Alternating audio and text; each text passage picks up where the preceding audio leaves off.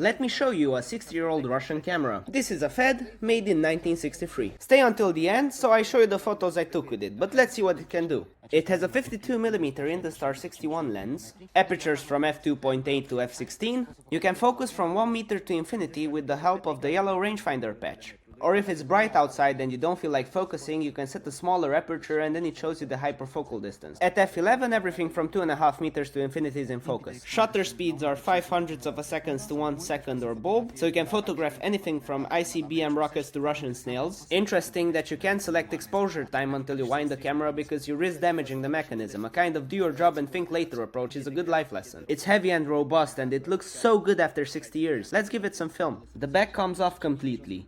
We put film here, align it, and then feed it into the loader. Everything's ready, we put the back on and close it. We advance 2 frames and the third frame should be good. And then we set the counter to 0. It's a beautiful blue sky outside, so I put an yellow filter. This is as old as the camera.